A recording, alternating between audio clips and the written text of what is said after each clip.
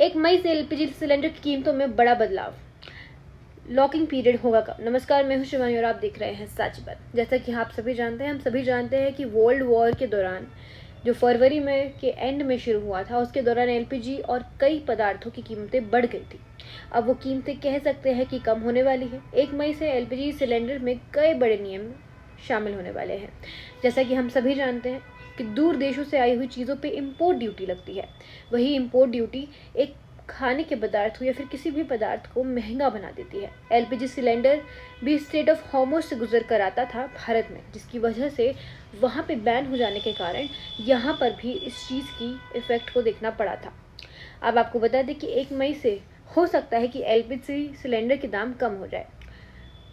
जो commercial cylinder आता था उसके तो 1 महीने में 3 बार उसके दामों में बदलाव किया गया, मगर जो हाउस होल्ड सिलेंडर्स आते हैं उनके दामों में 60 रुपये की बढ़ोतरी हुई थी।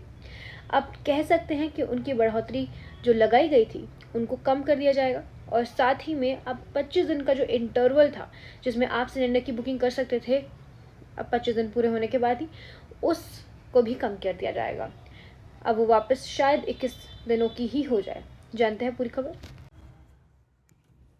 अप्रैल 2026 में मेट्रो शहरों में 19 किलोग्राम वाले एलपीजी सिलेंडर की कीमत में 196 रुपये से लेकर 218 रुपये तक की बढ़ोतरी की गई थी।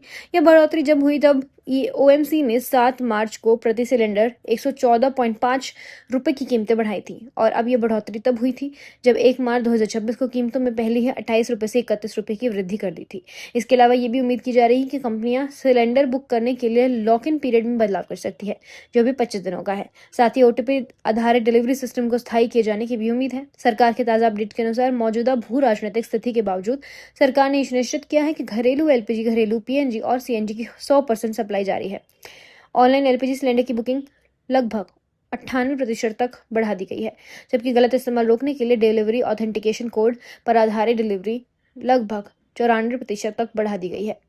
तो ये थी आज की खबर। नीचे कमेंट सेक्शन में जरूर बताइएगा कि आपको ये खबर सुनकर कैसा लगा।